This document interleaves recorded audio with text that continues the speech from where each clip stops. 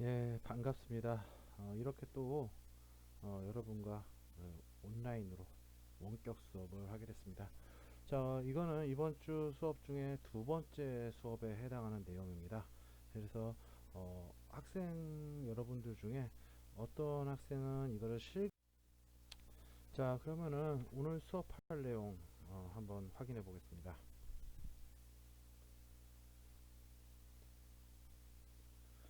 자, 대단원 3단원에서요. 양난과 조선 후기의 정치.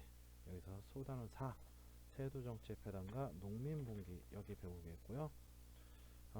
제 중단원 3입니다. 경제정책과 경제생활의 변화에서요. 자, 토지제도와 수치체제의 정비에 대해서 배우도록 하겠습니다. 자, 먼저 세도정치의 폐단과 농민분기 살펴보도록 하겠습니다. 126페이지입니다. 어, 사실 조선 후기 시대의 영조와 정조 시대를 조선의 르네상스다, 조선의 중흥 이런 식으로 설명하고 있습니다.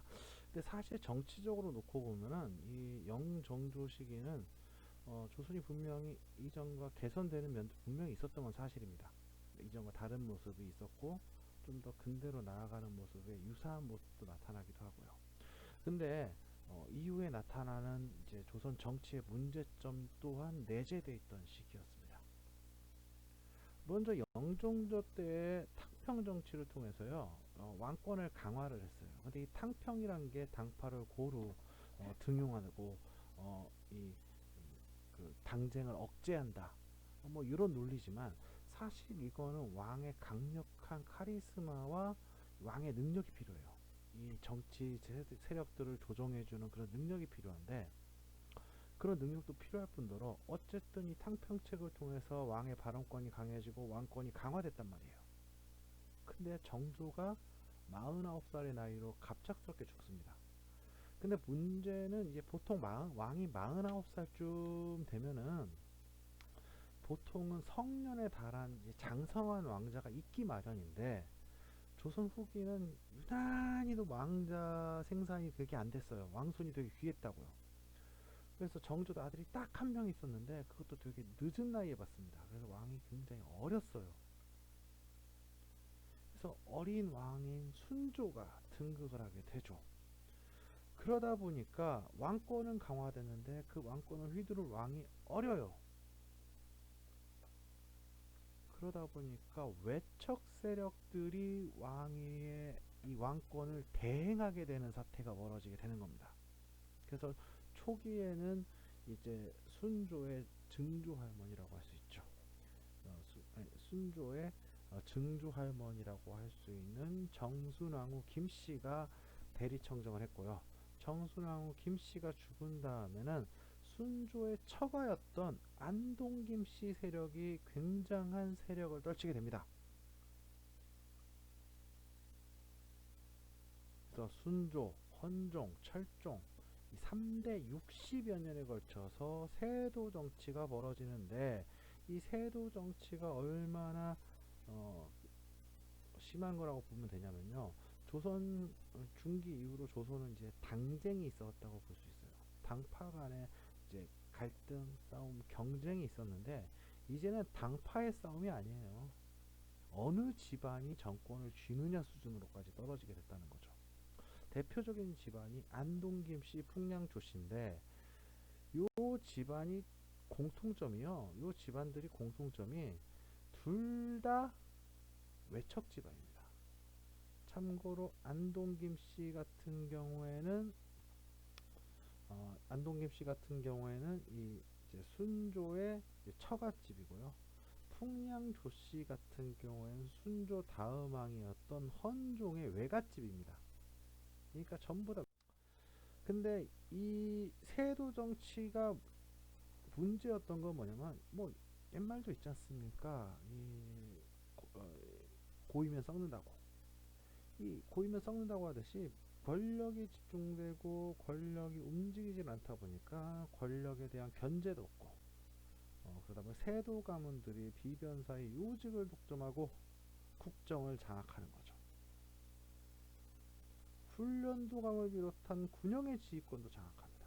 즉 정치적으로도 이 세도 가문이 킹왕짱, 심지어는 군사권까지 갖고 있는 경우가 많다 보니까 이 세도 가문을 건드릴 수 있는 세력이 없어요. 그러다 보니까 왕권은 유명무실해지고요. 이제 세도 가문이 휘두른 거고요. 그리고 지배 체제가 붕괴되게 됩니다.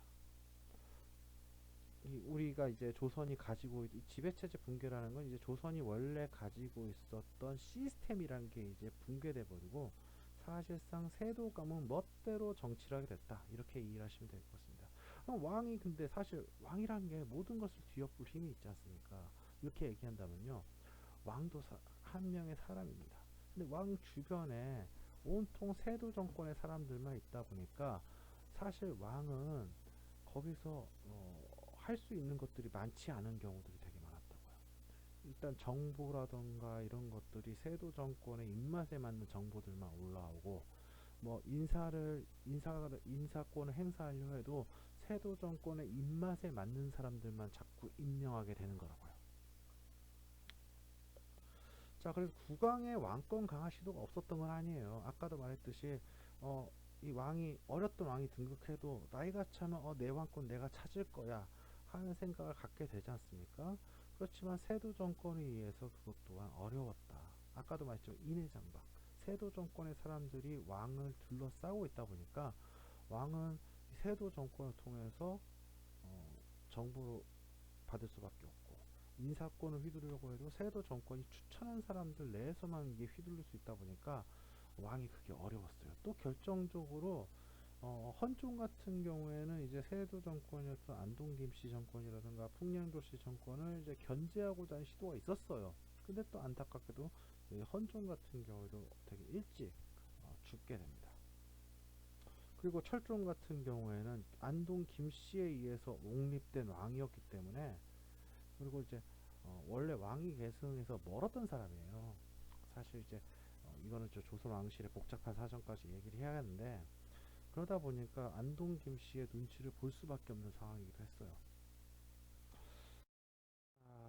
계속 보겠습니다. 세도 정치계 부정부패 이런 좀 얘기해야겠는데 세도 정권은요 권력 아까 말했지만 고이면 썩는다고 권력을 남용해서 이권과 부를 챙깁니다. 뭐 물론 양심적인 정치인이 아예 없었냐면 그건 아니겠지만 대부분의 사람들이 그렇게 되는 거예요. 설사 부정을 저지른다고 해도 자기들을 어떻게 할 수 있는 사람이 없잖아요. 그러다 보니까 정치 기강은 문란하고 과거 시험이 부정이 이루어지고요. 이때는 뭐 과거 시험이 그냥 난장판이었습니다. 이미 합격자가 정해져 있는 수준이에요. 그리고 심지어는 관직이 매매되는 경우도 있었다는 거죠. 관직의 가격이 정해져 있을 정도였으니까요. 그러면요, 자, 여러분이 지방관의 입장이라고 합시다. 내가 관직을 사가지고 어디 저쪽 지역의 지방관으로 파견되게 됐습니다. 그럼 백성들을 위한 정치를 하겠다고 마음을 먹을까요? 그게 아니죠. 본전을 뽑아야 합니다. 본전을 뽑아야 하고 또 이 아전이라고 하죠. 이제 옛날 이제 향리라고 부르던 이 아전들 같은 경우에는 조선시대가 참 그런 게 있는데 아전들한테 대가를 안 줬어요. 특별한 대가를 지급하지 않았어요. 특별한 대가를 지급하지 않고 그냥 알아서 해라.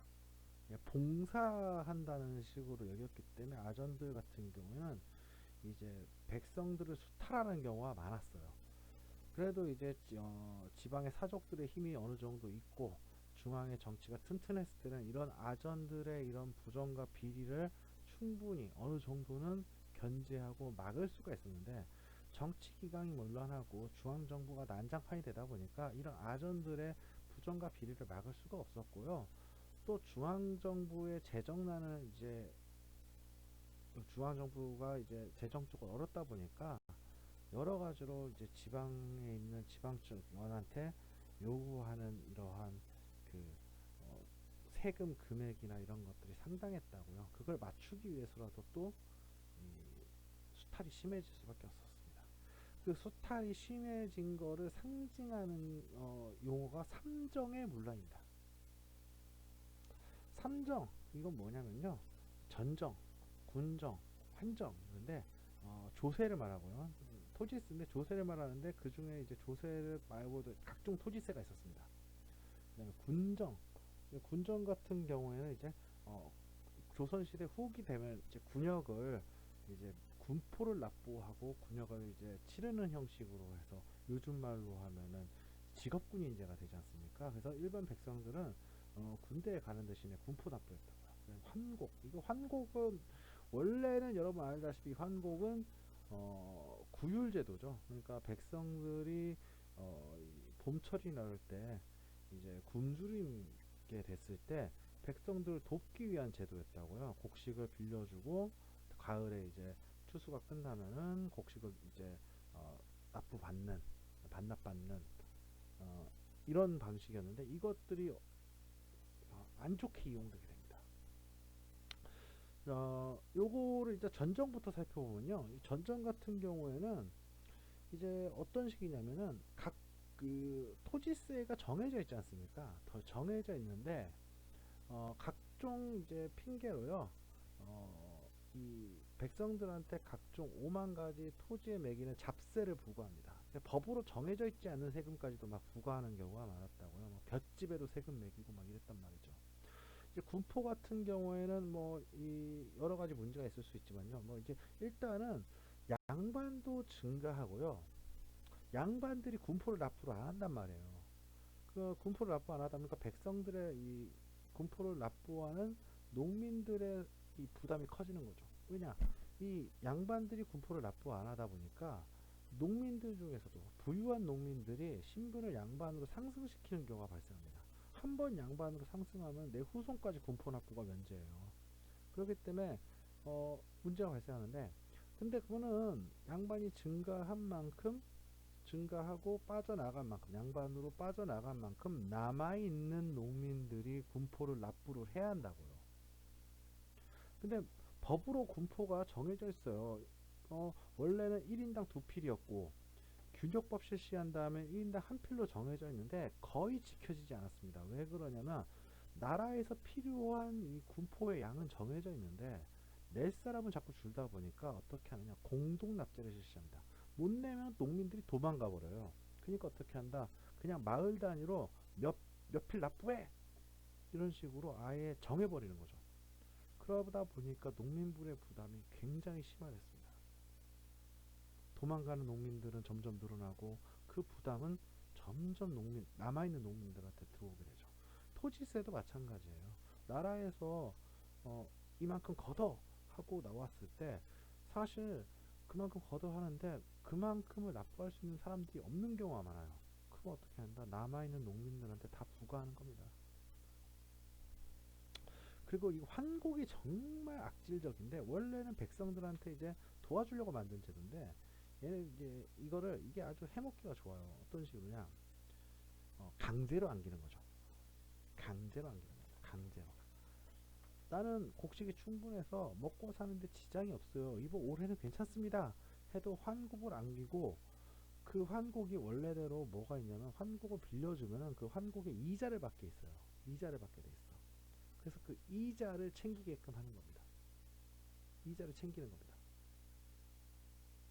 심한 경우에는요, 아예 환곡을 빌려줄 때 곡식은요, 썩은 곡식을 주거나 혹은 톱밥이나 모래가 절반 섞인 곡식을 빌려준 다음에 받을 때는 온전한 곡식으로 받아서 그 중간에서 가로채는 경우도 있고요. 그러다 보니까 농민들 가운데서 어떤 일도 있냐면 아예 곡식을 안 받고 그 이자만큼을 차라리 납부하겠다는 농민들도 나타나고 실제로 그런 일도 있었습니다. 물론 이 문제가 심각하다는 걸 알고 있었습니다. 농민들이 토지를 이탈하고 막 이런 문제가 발생하니까 이거 심각하다는 걸 알고 있다고요. 근데 이 부정과 비리의 끝엔 누가 있느냐? 바로 세도 정권이 있었던 겁니다.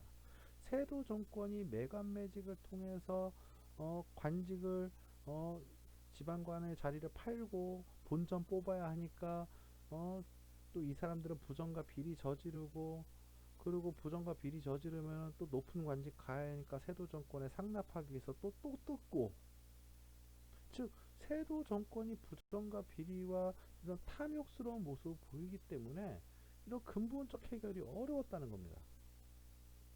아무리 암행어사를 보내고 또 암행어사들이 이 세도정 그 지방관을 처벌하고 해도 지방관들이 다 뒷배에 누가 있다? 세도 정권이 있기 때문에 또 유배 잠깐 갔다가 오면 또다시 지방관으로 파견되는 일들이 너무나 비일비재했다는 겁니다.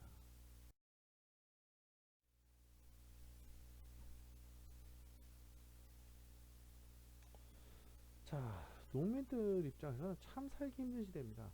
주변층의 비리와 수탈은 너무나 극심한데 그 심함이 어떻게 된 일반 농민뿐만 아니라 뜯다 뜯을 데가 없으니까 이제는 분홍층, 상인, 수공업자들까지도 수탈의 대상이 되는 일이 벌어집니다. 그래서 조선 후기에 이제 나중에 배우겠지만 밀란들 중에서는 이러한 심한 경우에는 지방의 몰락 양말들이 이 농민 봉기를 이끄는 일까지도 벌어지기도 합니다. 그리고 이렇게 사실 그렇지 않습니까? 먹고 살기가 힘든 마당인데 그나마 풍년이라도 들어야 어떻게 먹고 사는데 또 뭐가 된다. 자연재해라도 한번 터지면 홍수 한번 나고 가뭄 나고 이러면은 백성들이 살겠습니까? 그러면 어떻게 합니까? 먹고 살기 힘드니까 토지 포기하고 도망가는 겁니다. 나라에서 부여한 세금 못 내면 끌려가서 매 맞고 혼나고 그리고 빌렸던 그 부유한 이 양반들 지주들한테 빌렸던 돈이나 밀렸던 지대 같은 거 못 내면은 또 그걸로 해서 땅을 빼앗기고 이런 일들이 발생하다 보니까 그냥 도망가는 거야. 심한 경우에는 뭐가 되는 경우도 있다. 도적이 돼서 그렇죠? 도적이 돼서 산이나 이런 데서 지나가는 사람들을 털거나 그런 일들도 벌어지게 되는 거죠. 그런데 이렇게 상황도 안 좋은데 이양선이라는 것들이 나타납니다. 이양선 이게 뭐냐? 이상한 모양의 배입니다. 왜 이상한 모양일까요? 서양의 선박들이거든요. 서양 선박들. 서양의 범선들이나 이런 것들은 우리 동양 한반 우리나라에 있던 전통적인 배하고 생김새가 완전 다르지 않습니까? 그러다 보니 이런 배 나타나면은 우리나라 사람들에게서 거의 뭐 UFO 나타난 급이에요. 생긴 것 자체가 다르니까. 근데 얘네들이 가끔 나타나가 통상 요구하는데 얘네들 보이면 어떻습니까? 머리는 막 노랗고 붉은 데다가 키 크고 얼굴 허해가지고 막 눈이 퍼런색이고 이러면은 그야말로 조선 사람 입장에서는 거의 외계인 만난격이죠. 외계인. 요즘 세상에 막 한 1년에 몇 번씩 뭐 저기 막 바닷가 쪽에 외계인 한 번씩 나타난다고 하십시오. 그러면은 사람들이 얼마나 불안에 떨겠습니까? 쟤네들이 어떤 생각일까? 우리를 막 침공하는 거 아닐까? 우리나라 사람들을 잡아가는 거 아닐까? 그런 생각하게 되잖아요. 그만큼 농민들이나 이 당시 사람들이 어, 삶도 어려운 데다가 불안감까지 큰 그런 상황이었다는 거죠. 그러면은 이런 불안감, 삶이 어렵고 불안감이 극심한 상황에서는 어, 이것이 불만 폭발로 이어지는 경우가 많습니다. 그게 바로 이제 농민들의 저항 활동인데 초기에는 이거였습니다. 못 살겠다, 못 살겠다 호소하는 거죠. 벽서, 벽서는요 요즘 말로 하면 그 자유 게시판, 인터넷 자유 게시판 같은 데나 뭐 SNS 같은 데 글 쓰는 거 비슷하다고 볼 수 있습니다. 그냥 사람들 지나다니는 길에다가 글 써가지고 벽에다 붙이는 거예요. 벽에다 붙이는 거예요. 소청은 이제 관청 찾아가서 항의하는 거죠.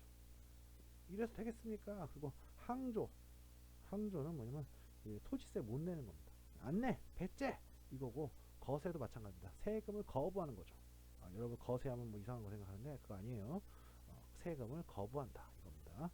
그러니까 이거는 직접적으로 이제 예를 들면은 뭐 이제 관청을 때려 부순다던가 부정과 비리를 저지른 지방관들을 쫓아낸다던가 뭐 이런 것이 아니라 혹은 뭐 대규모로 집회를 연다던가 뭐 이런다기보다는 개인적인 소수의 차원에서 간접적으로 이제 뭐한다 항의하고 혹은 직접적 항의라도 소극적으로 이어진 거죠.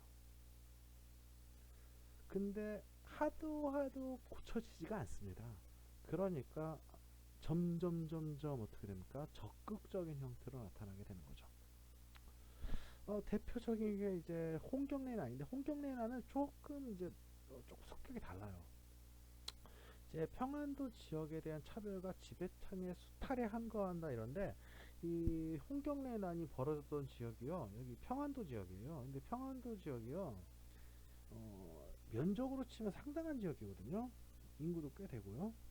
그런데 조선시대를 놓고 보면은 이 평안도 지역은 암암리에 차별받던 지역이었어요. 그래서 평안도 지역 출신의 사람들은 과거에 합격해도 높은 관직에 올라가는 경우가 거의 없었습니다. 근데 조선 후기로 가면 아까 말했지 않습니까? 이 과거 시험도 부정과 비리로 얼룩졌다.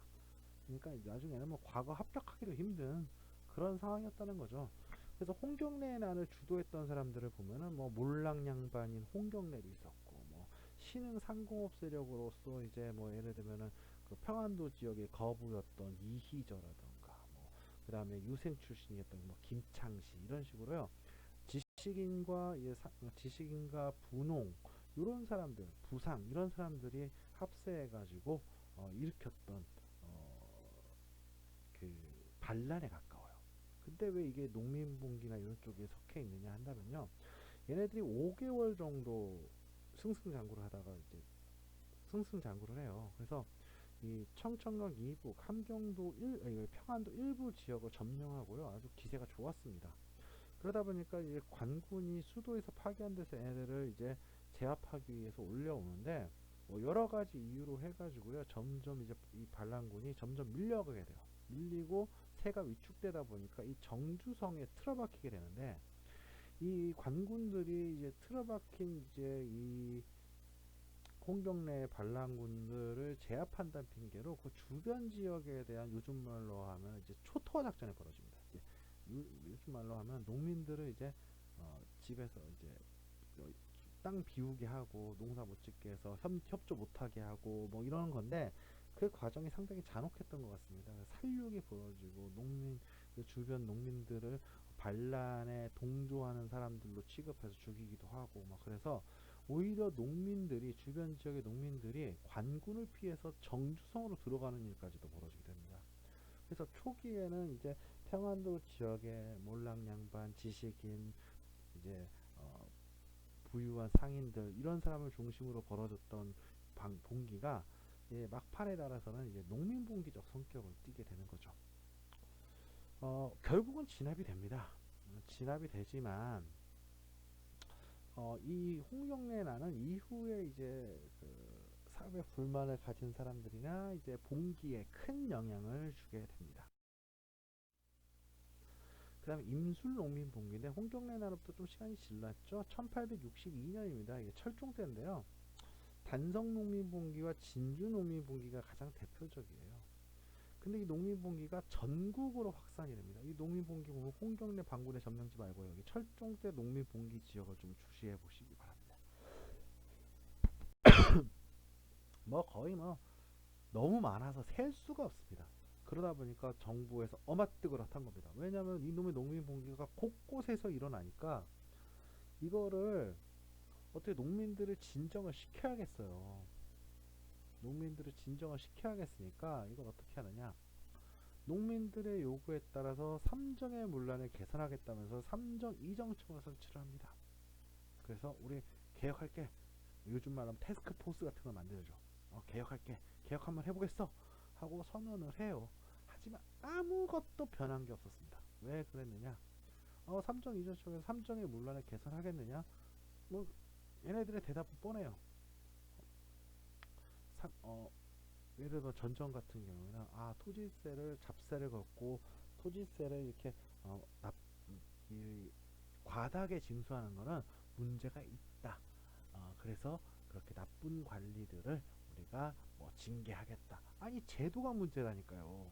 근데 제도는 고칠 생각 안 하고 나쁜 관리만 징계하겠대요. 그리고 군포 같은 경우에도 어, 아니, 양반 숫자가 늘어나고 군포를 납부하는 납부를 하는 이 양민의 숫자가 점점 줄고 있지 않습니까? 그리고 그 남아있는 양민들에게 군포가 집중되고 그런 거 계산할 생각을 안 하고 부당 징수를 뭐 이제 받겠다 뭐 이런 식으로만 얘기를 하고 있는 거라고요. 큰 문제죠. 즉 나쁜 놈들은 혼내줄 테니까 우리를 믿어달라 하지만 결국 근본적인 제도 개선이 없고서는 절대 효과가 있을 리가 없죠. 근데 왜 그렇게 눈 가리고 아웅을 했을까? 아까도 얘기했지만 그 정점에는 바로 세도 정권이 있었기 때문에 개혁이 안 됐던 겁니다. 자, 이제 다음 페이지로 넘어가겠습니다. 자, 경제정책과 경제생활의 변화에서요. 128페이지입니다. 토지제도와 수치체제의 정비 여기 보겠습니다. 이제 과전법의 변화에 대해서 얘기를 했습니다. 과전법이 맨 처음 제정된 거는 고려 말 공량왕 때입니다. 근데 이제 문제는 조선 초부터 이미 과전이 세습되는 경우가 점점 증가됐습니다.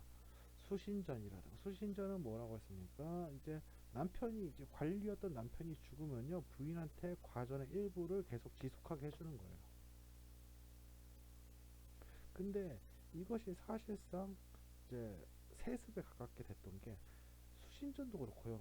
휴량전도 마찬가지. 휴량전 아버지인 관리가 죽으면 자식들한테 그 과전 일부를 받도록 했던 겁니다. 그 공신전은 공 있는 신하들한테 토지를 주는 건데 이건 과전은 아니에요. 그렇지만 이것도 이제 뭐다? 세습되는 토지였다고요. 특히 조선시대에는요, 이 공신들이 엄청 많았어요. 예를 들을까요? 개국 공신들이 있었죠. 조선 건국할 때 개국 공신들이 있었고, 개국 공신만 있었으니까 태종이 왕위에 오르는 과정에서 1, 2차 왕자회나 있었다고요. 여기서 또 공신들 생겼고요. 또 나중에 세조 같은 경우에도 이 세조가 계유정난하면서 이제 찬탈까지 가는 과정에서 또 공신 생겼고요. 이땐 또 세조가 자기가 정통성이 약하니까 공신을 엄청 남발했어요. 그리고 또 뭐 있습니까? 나중에 이제 이시의 난이라고 함경도 지역에서 또 반란 일으켰는데 그 반란 진압한다고 또 공신 생기고요. 또 연산군이 또 이제 중종으로 바뀌는 중종반정 때 또 공신 생기고요. 이러다 보니까 점차적으로 일반 관리들에게 나눠줘야 할 과전이 부족하게 됩니다.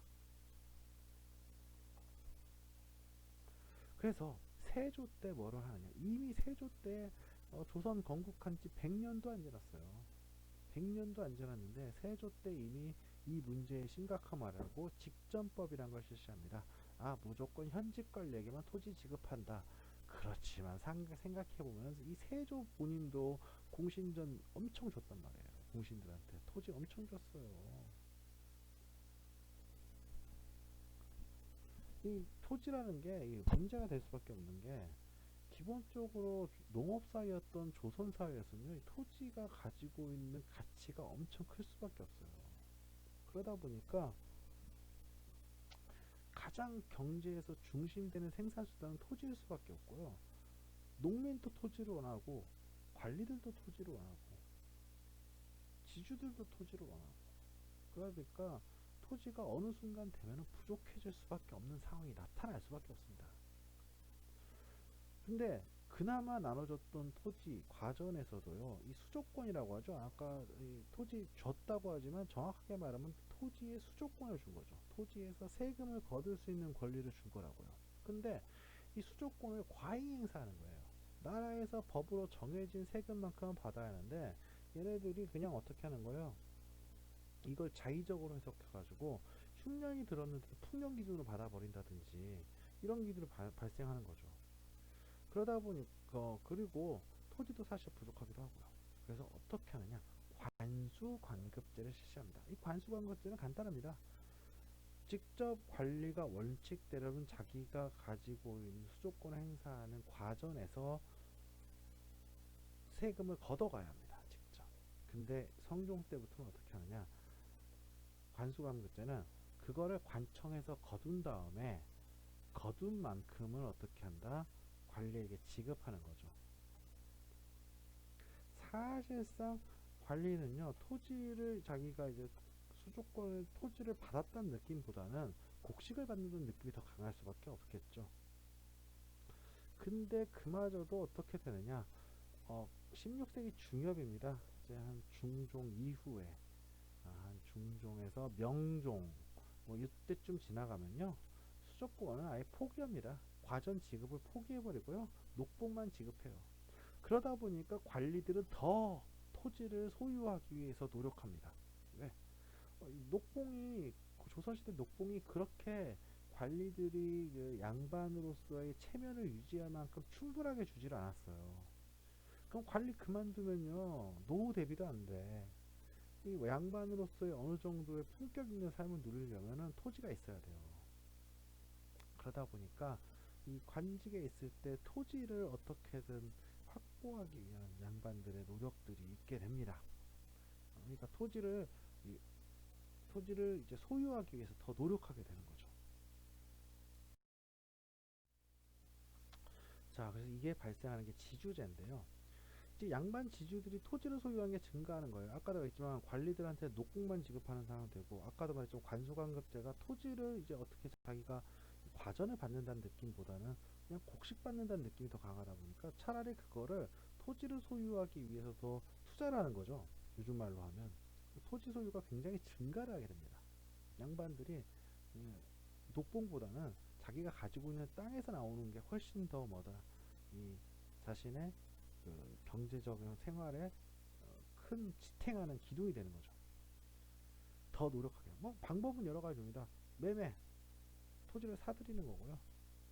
겸병 같은 경우에 이제 뭐냐면 토지를 이제 자기가 많이 소유해 가지고 그걸 운영하는 겁니다.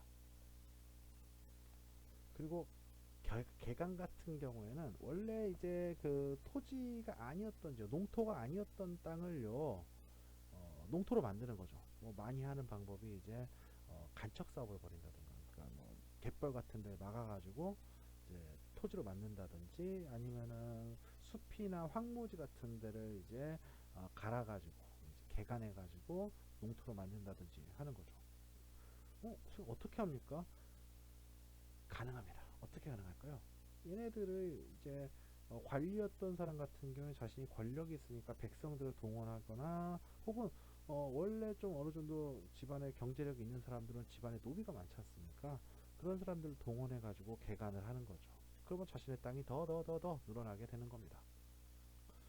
자, 그러면 어떻게 이거 땅이 많아도 이것이 실제로 경제적인 이득으로 올라면 토지가 이제 뭐예요? 경작이 돼야죠. 농사가 지어져야 한단 말이야. 그럼 어떻게 농사 지을까요?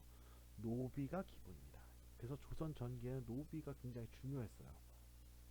근데 아무리 노비가 있어도요, 자기 땅이 엄청 많은 경우엔 노비만으로 이거를 하기가 어려워요. 그러면 어떻게 하느냐? 떠돌아다니는 유랑민, 토지를 잃고 떠돌아다니는 유랑민들을 수용해 가지고요, 그들한테 농사를 짓게 하는 거죠. 어떤 식으로요? 어, 지금 이런 식이죠. 뭐 유랑민한테 이제 해서 유랑민을 거의 뭐 반 노비처럼 부려서 농사를 짓는 경우도 있고요. 아니면 자기 토지를 빌려줘요. 빌려주고서요, 수확량의 절반을 받는 겁니다. 이거를 뭐라고 하냐면 병작반수라고 합니다. 병작반수. 그래서 토지, 이거 이제 흔히 이제 소작 준다고 얘기를 하는데, 이 지주들은요, 그래서 소작을 준, 토지를 빌려준 농민한테 보통 생산량의, 토지 수확량의, 토지에서 이제 수확량의 절반을 받는 것이 룰입니다. 조선 후기까지도 이어지는 룰이라고 생각하시면 되고, 그거를 뭐라고 한다? 병작반수라고 합니다.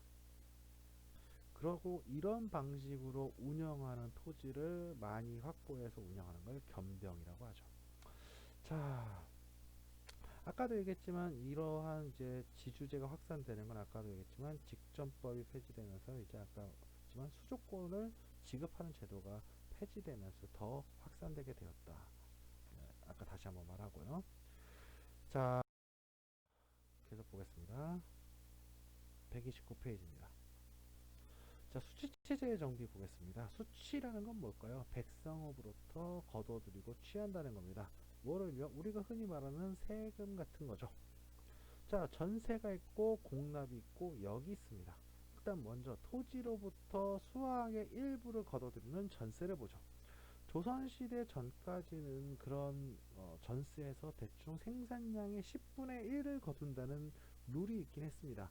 그래서 이가 흔히 이제 있었는데, 그래서 교과서에서 과전법의 경우 1결당 30두를 거뒀다. 그런데 도대체 우리가 1결 이러는데 1결이란 게 뭐를 얘기하냐면요. 이게 면적 단위지만 생산량의 단위예요. 그래서 이게 곡식 300두가 나올 만한 땅의 면적을 1결이라고 합니다. 뭐 이게 어떤 문제점이 있냐면 토지의 비옥도에 따라서 면적이 좀 달라요. 많이 다르죠. 얼마나 다르느냐? 그래서 이제 전분 6등법에 따르면요.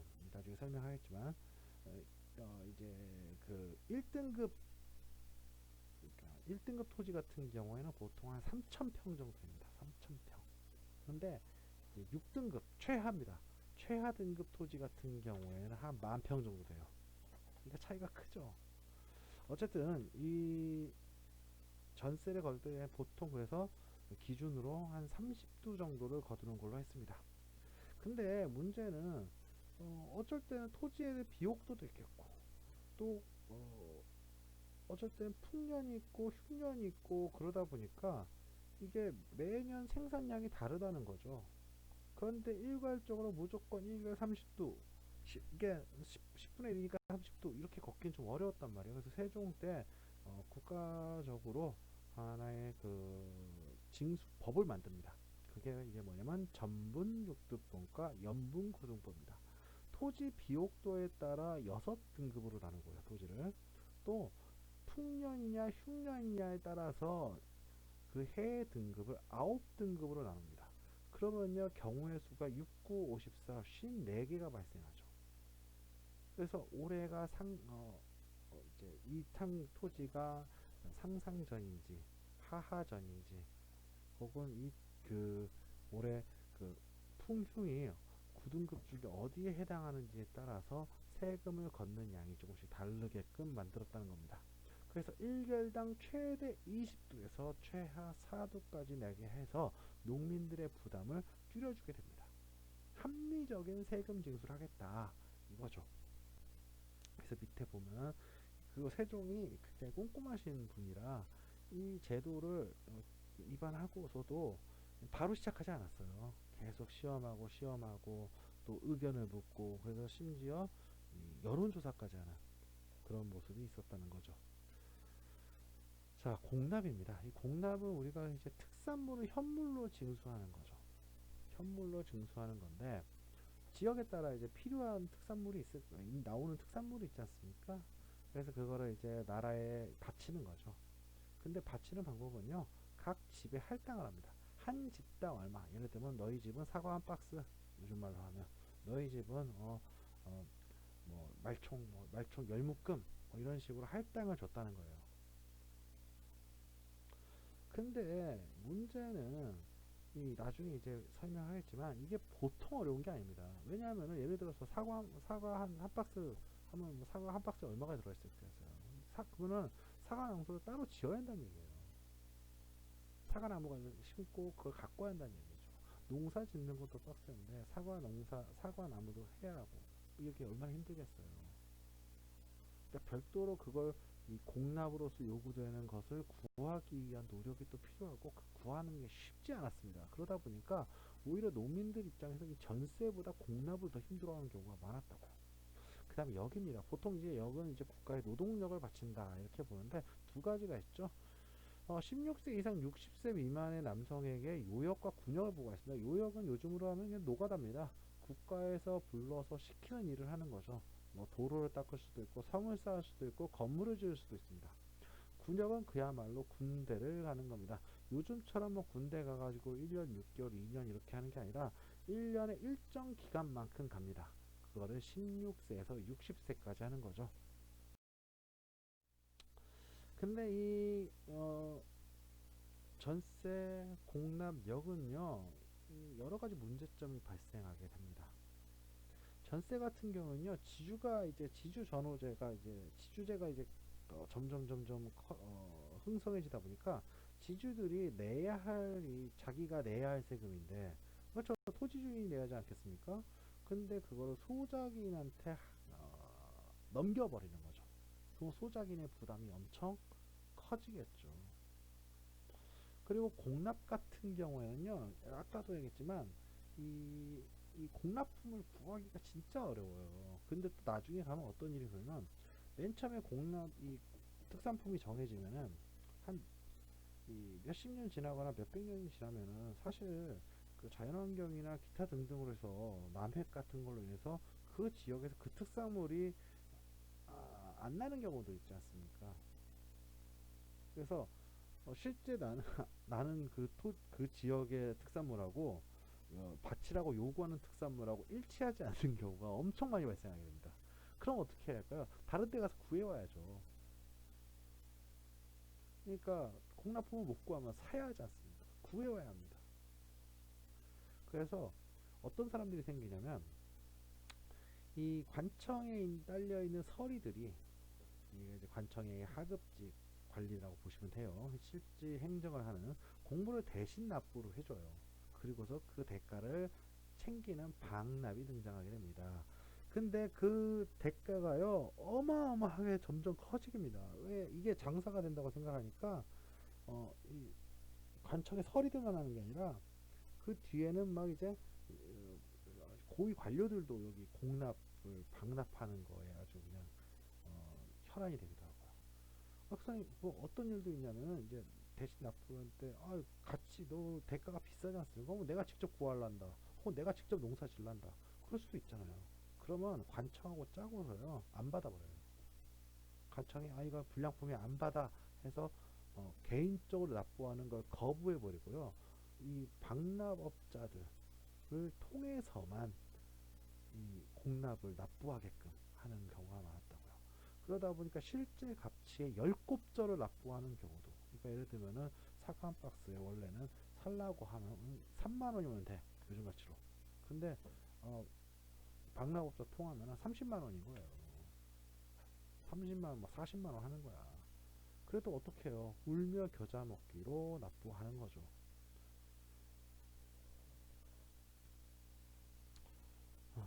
자, 그 다음에요. 여기입니다. 이거는 임진왜란 때, 외란 때 좀 설명을 했던 것 같은데요. 다른 사람을 사서 역을 대신하게 하는. 아까 말했지만 정군과 보인 설명 저번에 한번 했을 겁니다.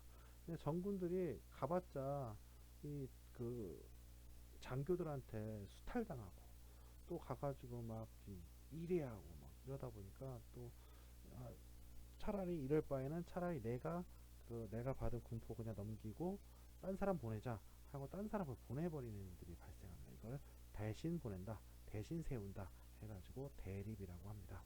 근데 자꾸 대립이 늘어나다 보니까 관청 입장에서는 그냥 어떻게 해버리냐, 이 대립으로 온그 이 군역을 치르겠다고 온 사람들의 수준이 굉장히 안 좋았다고요. 그러니까 차라리 군포를 받고 그냥 그 해 군역을 오케이 해버리는 처리하는 방군수토가 발생하게 되죠. 그러다 보니까 나중에 가면 이게 방군수토가 너무 심하다 보니까 이 장부상에는 예를 들어 성 지키는 병사가 1000명인데 실제 거기 성에 이 경비 서는 병사는 100명 있고 뭐 이런 경우들 아주 많아졌다는 겁니다. 그리고 농민들이 생활이 어려지다 보니까 세금 조세라던가 이런 거를 감당을 못하는 농민들도 발생해요. 그렇다 보니까 토지를 버리고 도망가 버리는 경우도 발생하게 됩니다. 살기가 어려워지니까 마을을 뜨는 거죠. 그럼 이런 뜬 농민들은 각 지방에서 많은 유민으로서 떠돌아다니게 되고요. 심한 경우에는 뭐가 되는 경우도 있었다. 도적이 되기도 하는데 대표적인 사람이 여러분들도 알고 있는 임꺽정이죠. 이 임꺽정이 이끄는 도적의 무리가 조선왕조실록에서도 엄청 언급이 될 정도로 조선왕조 조정에서는 굉장히 심각하게 받아들였던 그런 대표적인 도적 중에 하나였습니다.